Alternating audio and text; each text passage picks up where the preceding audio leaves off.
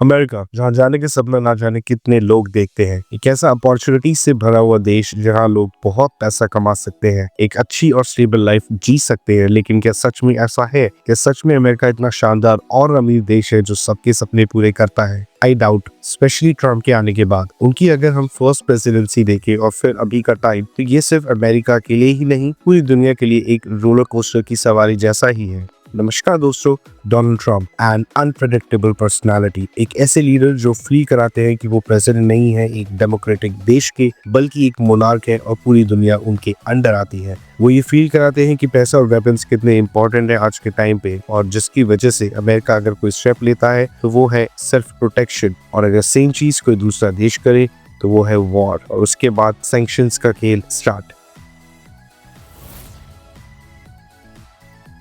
लेकिन क्या अमेरिका सच में इतना पावरफुल है कि वो अकेला एक तरफ और पूरी दुनिया एक तरफ? फिर भी अमेरिका या फिर डोनाल्ड ट्रम्प स्टेप बैक नहीं करते फ्रॉम कमेंट्रीज या फिर कोई भी अनप्रेसिडेंटेड रूल्स या स्टेप लेने से पहले। चलिए आज देखते हैं। जनवरी 2017 वॉशिंगटन डीसी, डोनाल्ड ट्रम्प ओट लेते हैं और अपनी इनॉग्रल स्पीच में एक लाइन बोलते हैं जो पूरी दुनिया बड़े गौर से सुनती है। From this day forward it is going to be only America first. इस एक सेंटेंस ने यूरोप को अनईजी कर दिया, मिडिल ईस्ट को अलर्ट और चाइना पर डिफेंसिव, और ग्लोबल ऑर्डर हो गया पूरी तरीके से नर्वस। ये सिर्फ एक प्रेसिडेंसी का स्टार्ट नहीं था, ये एक ग्लोबल पावर शिफ्ट का सिग्नल था। आज हम देखेंगे ट्रम्प की फर्स्ट प्रेसिडेंसी फ्रॉम 2017 टिल 2021 से लेकर उनकी सेकंड प्रेसिडेंसी जैन 2025 से अभी तक। मेक अमेरिका ग्रेट अगेन ने अमेरिका और दुनिया के साथ क्या क्या किया।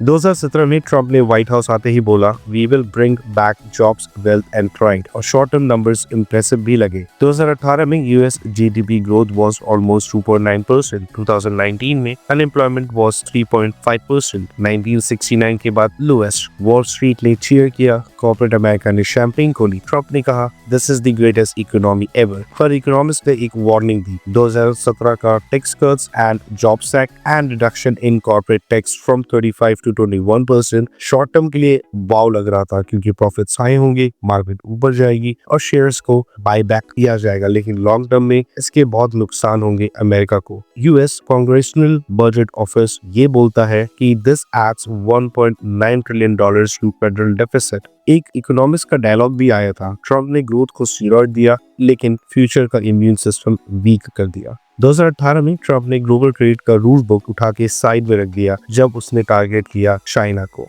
ट्रम्प ने टैरिफ्स लगाने शुरू किए और 2019 तक $350 बिलियन के चाइनीज इंपोर्ट्स पर ड्यूटी लग चुकी थी, जिसपे कि ट्रम्प एक शॉकिंग कमेंट भी देते हैं, trade wars are easy to win, जिसपे चाइना का रिप्लाई आता है, there are no winners in a trade war. इस ट्रेड वॉर की रियलिटी क्या निकल के आई? यूएस कंज्यूमर्स के लिए प्राइस बढ़े, मैन्युफैक्चरर्स की कॉस्ट बढ़े, सप्लाई चेन हिल गई। यूरोप, कनाडा, जापान ने क्वेश्चंस रेज की to WTO, world trade organisation. Trump का रिस्पॉन्स क्लियर था उस पर, if rules hurt America, rules change होंगे। यहीं से वर्ल्ड को एक हिंट मिला कि रूल बेस्ड ऑर्डर्स की अब कोई गारंटी नहीं है।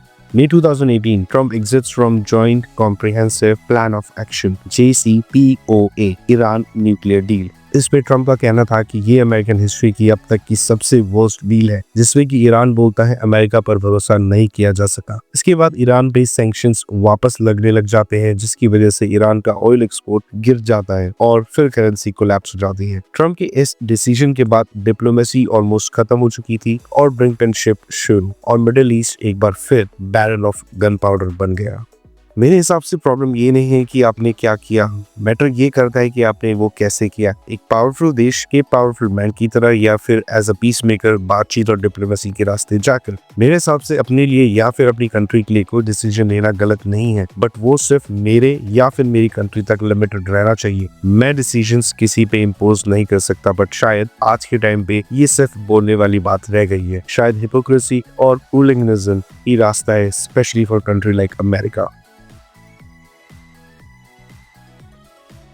3 जनवरी 2020 Baghdad airport, US drone strike और ईरान का most powerful military commander Qasem Soleimani dead. World freeze हो गया। यूरोप बोला डी एस्केलेट इमीडिएटली, ईरान बोला सीवर रिवेंज विल कम। उसके ऊपर ट्रम्प का ट्वीट आता है, he should have been taken out years ago.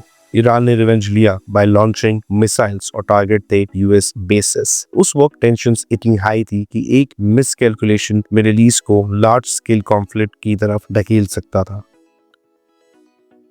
Trump ने एक सिंबॉलिक ब्रेक किया, पेरिस क्लाइमेट एग्रीमेंट से एग्जिट। पेरिस एग्रीमेंट से एग्जिट के बाद अमेरिका ने ग्लोबल क्लाइमेट लीडरशिप से रिट्रीट लिया, जबकि उसने $3 बिलियन का प्रॉमिस करके सिर्फ $1 बिलियन ही फंड किए थे, जिसकी वजह से ग्लोबल ट्रस्ट इरोड हुआ। इसी बीच चाइना क्वाइटली स्टेप अप करता है और बोलता है लीडरशिप वैक्यूम हम फिल करेंगे।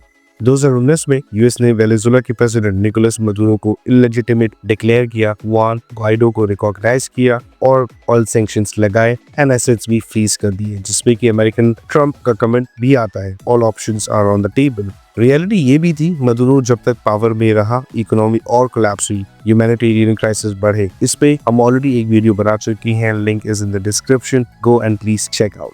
इन सब में इंडिया भी नहीं बच पाता है from so called peace maker Donald Trump. India के लिए सबसे पर्सनल इम्पैक्ट था H-1B वीजा। एक फैक्ट ये भी है कि यूएस के H-1B अप्रूवल्स में 75% इंडियंस होते हैं। ट्रंप एरा में स्क्रूटनी बढ़ती है, RFEs request for evidence increase होते हैं। कोविड के टाइम पे वीजा सस्पेंशन ड्रास्टिकली बढ़ गए थे, जिसपे कि कई इंडियन टेक CEOs का ये भी बोलना था uncertainty is killing long term planning. इसका रिजल्ट क्या आया? इसका रिजल्ट ये हुआ कि कुछ कंपनीज ने लोकल हायरिंग बढ़ाई, कई ने ऑफशोरिंग एक्सेलरेट की और एक अनइंटेंडेड कॉन्सिक्वेंस। कहीं ना कहीं उस टाइम पे इंडिया ने ये जरूर समझा ह्यूमन कैपिटल जियोपॉलिटिक्स का वेपन भी हो सकता है। और फाइनली 20 जनवरी 2021 ट्रंप का फर्स्ट टर्म खत्म, लेकिन वर्ल्ड का एक ही सवाल था, क्या ये एरा वापस आएगा? और वापस आया। 20 जनवरी 2025 ट्रंप रिटर्न्स। ट्रंप वापस ओथ लेते हैं और अपनी स्पीच में बोलते हैं America is back, stronger, tougher, unapologetic. उस एक स्टेटमेंट से यूरोप अनईजी हो जाता है, मार्केट अलर्ट मोड पे चढ़ा जाता है, चाइना फिर से कॉशियस मोड में आ जाता है और मिडिल ईस्ट टेंशन में आ जाता है, और इसी के साथ वर्ल्ड रीसेट मोड में चला जाता है। 2025 के मिड में वेनेजुएला फिर से हेडलाइंस पे आता है। अपोजिशन लीडर्स के अरेस्ट, यूएस इंटेलिजेंस सर्कल्स में allegations, regime destabilisation, detentions, power grabs, ये सब चल रहा था। उसी बीच ट्रंप एडमिनिस्ट्रेशन एक स्टेटमेंट रिलीज करता है, Maduro regime is illegitimate and dangerous. Latin America में एक फियर आ जाता है कि ये एक रिजीम कोलैप्स है या फिर रीजनल केओस। और फिर आती है 3 जनवरी 2026 की वो रात when US military captures Venezuela president Nicolas Maduro. कुछ टाइम में ईरान फिर से हेडलाइंस में आता है, सैंक्शंस और टाइटन हो जाते हैं, प्रॉक्सी कॉन्फ्लिक्ट्स इंटेंसिफाई हो जाता है। यूएसए के और एग्रेसिव होते ही ईरानियन ऑफिशियल्स का डायलॉग भी बीच बीच में आते रहते थे, जिसमें से एक था maximum pressure will be met with maximum resistance, जिसमें कि यूएस रिस्पॉन्स देता है deterrence is non negotiable. Oil market फिर ऊपर नीचे होने लगता है, जिसकी वजह से ग्लोबल शिपिंग इंटरप्ट होती है। ये वो टाइम था जब वर्ल्ड समझ जाता है मिडिल ईस्ट आज भी ग्लोबल इकोनॉमी का ट्रिगर है।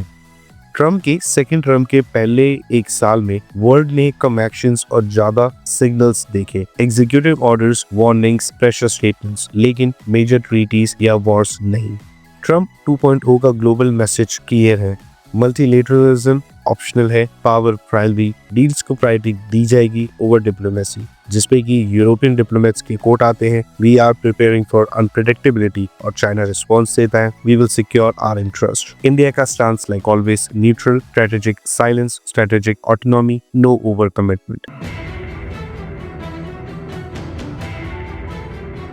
तो सवाल वही है, make America great again, success या failure? Answer mixed but globally costly. Trump ने अमेरिका को शॉर्ट टर्म मस्कुलर पावर दिखाई पर पूरी दुनिया को लॉन्ग टर्म अनसर्टेनिटी दी। इकोनॉमी ग्रो हुई पर डेफिसिट्स बढ़े, एनिमीज को प्रेशर मिला पर एलाइज का ट्रस्ट घटा। अब शायद हमें जियोपॉलिटिक्स का गोल्डन रूल याद रखना पड़ेगा, पावर सिर्फ मिसाइल्स या जीडीपी नहीं होती, पावर होती है predictability. Power without predictability create chaos, और मागा ने प्रेडिक्टेबिलिटी को लेवरेज के बदले ट्रेड कर दिया।